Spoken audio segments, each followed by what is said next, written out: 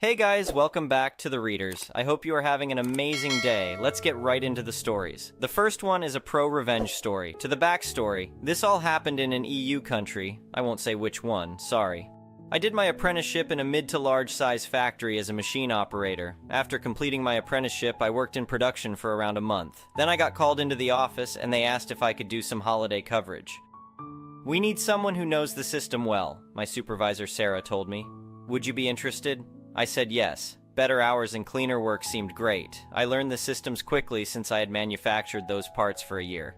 After my coworkers returned from their vacation, they asked me to stay and become part of their team. "You've got a good eye for detail," my colleague Marcus said. "We could really use someone like you permanently." So I accepted. I was now working in the sales quality department. Now, to the present time, March 2024, 7 years later, our team grew from 5 workers to 15 because of restructuring, which helped us tremendously. My previous boss retired last December. After New Year's, we got a new young boss around my age, 28, named Derek, who turned out to be a major problem and extremely discriminatory. A few weeks before he started, we hired a new team member, Emma, 19, whom I trained personally. Last Tuesday, I walked in to hear Derek screaming like a maniac at Emma. When I asked her what happened, she explained she had filled out the wrong form, something that happens to everyone, even me. Derek had noticed it and went ballistic. His exact words were, "You incompetent little idiot. How stupid can you be to fill out the wrong form? I should fire you and make sure you never work in this industry again." Emma was in tears at this point. Derek stormed into his office, slamming the door so hard the windows rattled. "Hey, are you okay?" I asked Emma, who was still sobbing. I brought her a coffee and took her to Patricia, our office grandma, who everyone adored. While comforting Emma, Patricia's face darkened as I explained what happened. "This isn't the first time he's done something like this," Patricia revealed, "but it needs to be the last." I was furious and told everyone what happened. After learning about the incident, 3 senior team members, each with 25 years at the company, marched into Derek's office and quit on the spot. "You're all worthless and overpaid anyway," Derek shouted after them. When they told us what he said, we formed a plan. Everyone would quit except for me, for now. What Derek didn't know was that we had a crucial customer audit scheduled in 3 weeks, and I was the only certified person who could prepare for it. Failing this audit would cost us 15 to 20 million euros and lose us the contract. When Derek learned that the entire department quit except for me, he came storming out. "Why the hell did everyone quit?" he demanded. "Maybe because you're toxic and discriminatory?" I replied calmly. "What did you just say?" he sputtered, face reddening. "You heard me. And remember that big audit in 3 weeks with Client X? Yeah, what about it? Well, I'm the only one certified to prepare it. So what? I quit too. I won't work for someone like you. See you never." I walked out to say goodbye to my co-workers throughout the factory. The VP of production, Michael, noticed the commotion and asked what was happening. After I explained, he immediately called our CEO, James. "James, get down to the production floor now. We've got a situation," Michael said urgently. "Is it that important? If you want to pass the audit in 3 weeks, then yes, move quickly." James came running down with the entire C-suite. When they heard what happened, they were livid. They asked how to fix it. "Fire Derek and hire someone qualified," I suggested. Given my experience with training and certifications, they asked if I'd be interested in the position. We all headed to my soon-to-be new office where Derek was still sitting. "Come crawling back already?" Derek sneered. "Actually, I'm here to inspect my new office." "You're fired," Derek laughed. "You can't fire me. Only the CEO can do that." James stepped forward. "Get out of my company now, and I'll make sure every company knows exactly why you were terminated." Derek went pale as a ghost. The police were called to remove him for trespassing. In the end, I received a 70K raise and a bonus option, which I declined and asked to distribute among my coworkers, worth 1 million euros in total. James agreed, everyone got their jobs back, and we completed the audit flawlessly. The client was happy, and so were we. The next one is an entitled people's story. I've lived on my 5-acre estate at the edge of town for over 15 years. The property has been in my family since the 1960s, long before any housing developments popped up nearby. About 8 years ago, a fancy subdivision was built next door with its own homeowner association. I never had any issues with them until last summer when I hosted my annual charity event for the local children's hospital. Every year I transform my grounds into a huge carnival with rides, games, and food vendors. All proceeds go to helping sick kids. I get proper permits, hire security, and make sure everything is up to code.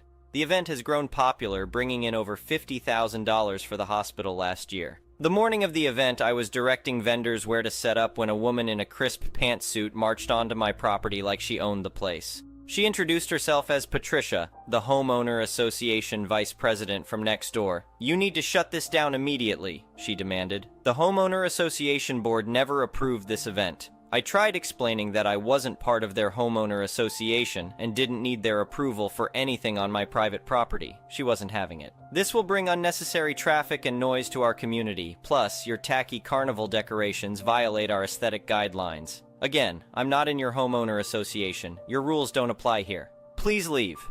We open in 2 hours."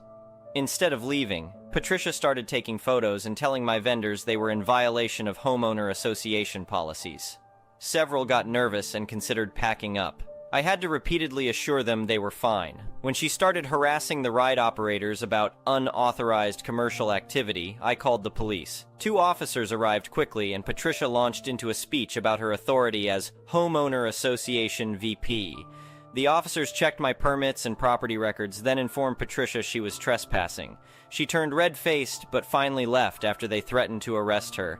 I thought that was the end of it, but an hour into the event, Patricia returned with the Homeowner Association president and their lawyer. They served me with a cease and desist letter, claiming my event violated multiple homeowner association covenants. My own lawyer reviewed it and laughed. The letter was full of regulations that only applied to homeowner association members, which I wasn't. He drafted a response explaining this and warning them about harassment. They didn't take the hint. Throughout the day, Patricia and other homeowner association board members kept showing up to take photos and complain about noise. My security team had to remove them multiple times. The final straw came when Patricia tried convincing parents not to let their kids on the rides, claiming they were illegal and unsafe. Several families left before I could explain the situation. Monday morning, I filed for a restraining order against Patricia and the Homeowner Association Board. In court, they argued they had authority over all properties affecting their community. The judge shut that down fast. "Your homeowner association has zero jurisdiction over non-member properties," he said. "Your actions amount to harassment and tortious interference with a charitable event." The judge granted my restraining order and suggested I sue for damages. My lawyer filed suit for lost donations due to their interference. We had documentation showing at least $12,000 in lost revenue from families they scared away. The Homeowner Association's insurance company settled quickly for $25,000 plus my legal fees. They also forced Patricia to resign as VP. The new board sent a formal apology and promised to respect property boundaries going forward. This year's event was even bigger, raising over $75,000 for the hospital. The Homeowner Association kept their distance, though I noticed Patricia watching bitterly from her backyard. I made sure to wave and smile every time I saw her. Sometimes I send her photos of the giant inflatable rides being set up, just to remind her that her Homeowner Association power trips have consequences. The kids at the hospital are grateful for her contribution to their care. The next one is a petty revenge story. Happened 20 plus years ago. My brother has always helped himself to my stuff, money, clothes, etc. I had a beautiful pair of Timberland shoes that I kept at the family cottage in my bedroom that went missing. I asked him about them and he claimed to know nothing about them. A few months later, I'm at my mother's house for Christmas dinner when my brother walks in the door wearing my shoes. "Oh, are these yours?" he asked innocently. "I'll drop them off next week." "You know goddamn well they are mine. You would never spend money on quality shoes." My mother jumped in. "Oh, he just took them by mistake. It was an accident. He'll bring them by." Fast forward a few hours and I feign feeling sick and whisper to my wife, "Let's go." She nods. As I'm walking out the door, I quickly grab my shoes and we get to the car, then drive home. The phone is ringing. My mom is furious. "He had to go home in my pink slippers." I start laughing. "It's not funny," she yells. "By the way, I live in Winnipeg and it was a nasty wintry night. He had to scrape the ice off the windshield of his car while wearing my slippers." "I think it's hilarious." I laugh even harder. "Please tell me you got a picture." She hangs up on me. We have another family get-together a couple of days later. There is a fair bit of tension, except for me. I break the ice at the table by asking out loud, "So, did you remember to bring Mom's pink slippers?" The next one is a malicious compliance story. So this story happened over 20 years ago, back when I was in high school working for my first non-family job. I worked at a restaurant that offered a buffet and pizza, a game room, and drinks. No, not one with pizza in the name either. The location in question no longer exists, so I feel more comfortable telling this story now. If there is a better place for this, please let me know and I'll gladly move it. At the time, I, 17M, was working on a Sunday. I was asked to work the bar open shift, 9-4. Around 12 or 1L, the closer would come in. I was able to do everything except pour alcohol and do register for sales related to alcohol. No big deal. Football comes on, Packers versus Cowboys, and soon the closer came in. She, 30s, has some sort of disability given a speech impediment, but I neither knew what it was, asked, or even cared about it. I had put in my 2 weeks' notice, as I got sick of the closing shifts I would get, which should be until 10 p.m. but sometimes going past midnight, in violation of my work permit. Closer comes in during a slow period and tells me she's got it handled for now. Great, that leaves me with nothing really to do, so I pick up a tub and start bussing tables, cleaning them for those who may not know. We have 2 managers on duty that day. One I liked, Madge, and one I didn't like so much. Let's call him Rob. Screw you, Rob.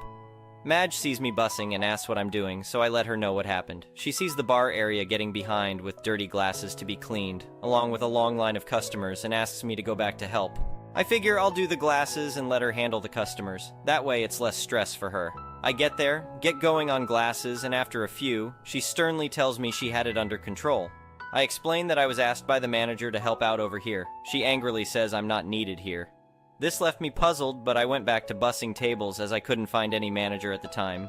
A couple minutes later, Madge sees me and sternly asks why I wasn't doing what I was told. I again explained what happened, that she asked me to help, but my help wasn't welcomed. I was trying to keep the peace between us and didn't want to look like I was doing nothing, so I was trying to help get tables turned over quickly, since we went to having a host do seating given how busy it got. I get told again to go back, do glasses like I was, and to get her if anything else happens. So I go back, knots in my stomach, for I knew a storm was brewing.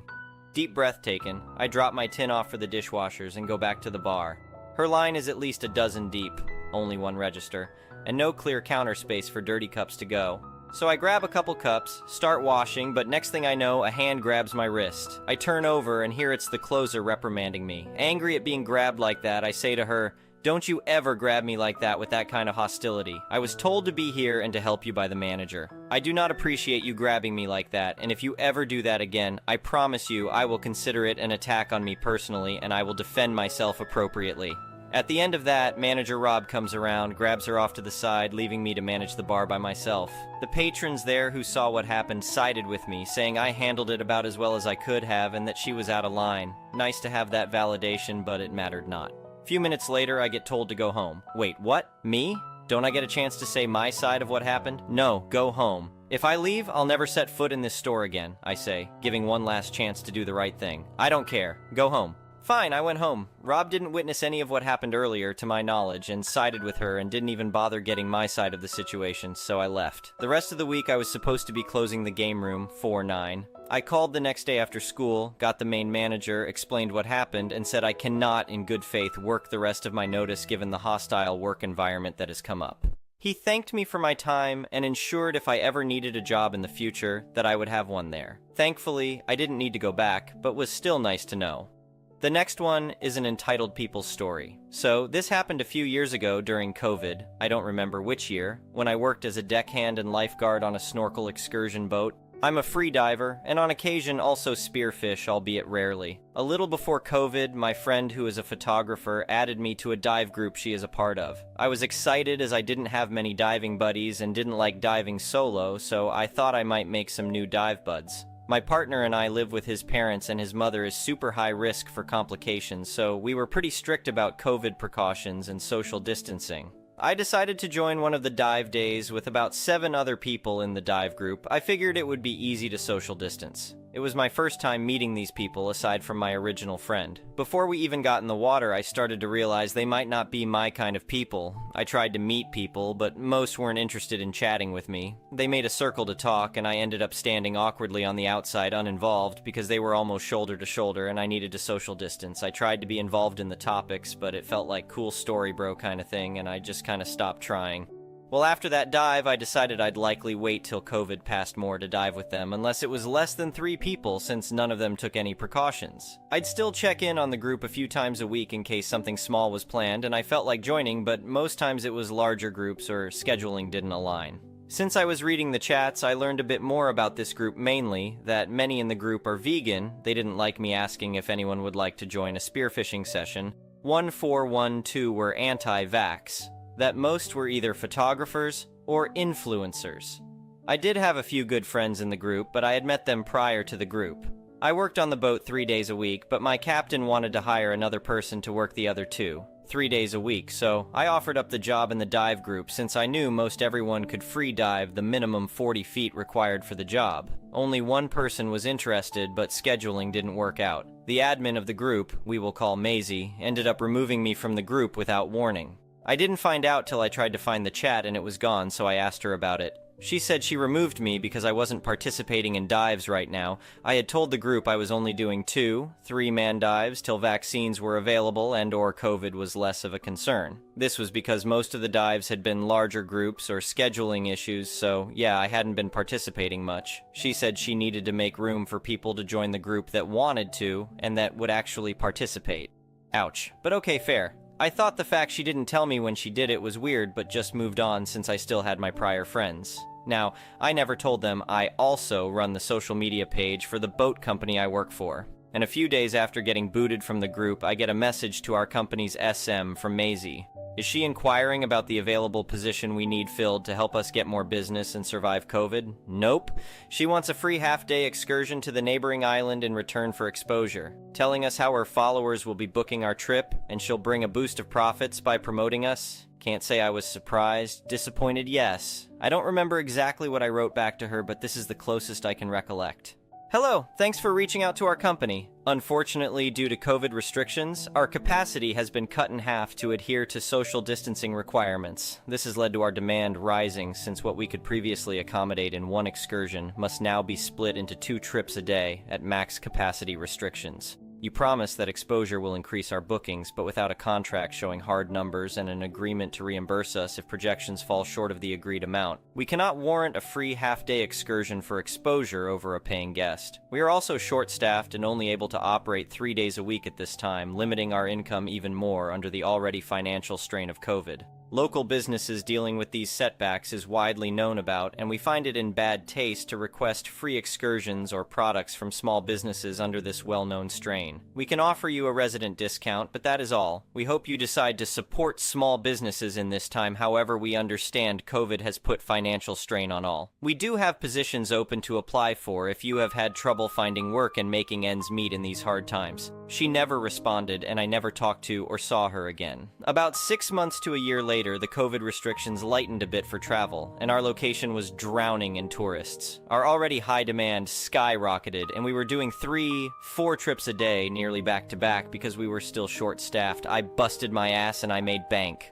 I was able to save up for a big purchase a few years faster than planned, and all I could think about was how if she had taken up the job offer, instead of asking for free stuff, they'd have a great job on the water and be making some great money. The next one is an entitled parent's story. I'm a 31F who is working on a second master's degree, and I start law school next year. I have a family already. I live in a completely different state than my mother. My mom, who is almost 60, refuses to work as she calls it embarrassing. She used to work years ago and then just up and quit on a limb. Never went back after that. Now she's constantly trying to find ways to make fast money or comes up with a new business idea every week that she never even starts. She's lazy, and I hate to say that. I hate to even put her in the negative light because, well, she's my mom.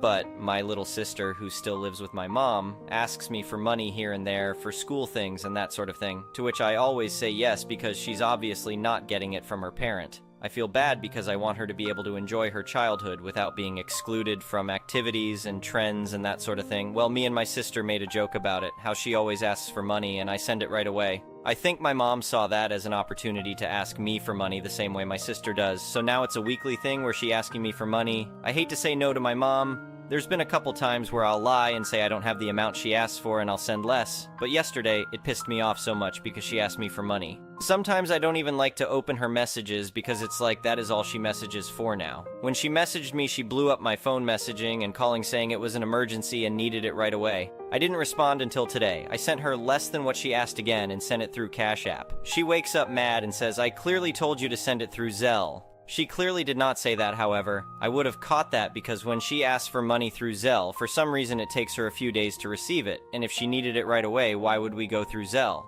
Common sense. When I sent through Cash App, it was a big deal because apparently it took it from her because she owed something. Then she got mad. How is it my fault you had a debt that I covered? I don't know. Am I wrong? How should I approach this at this point?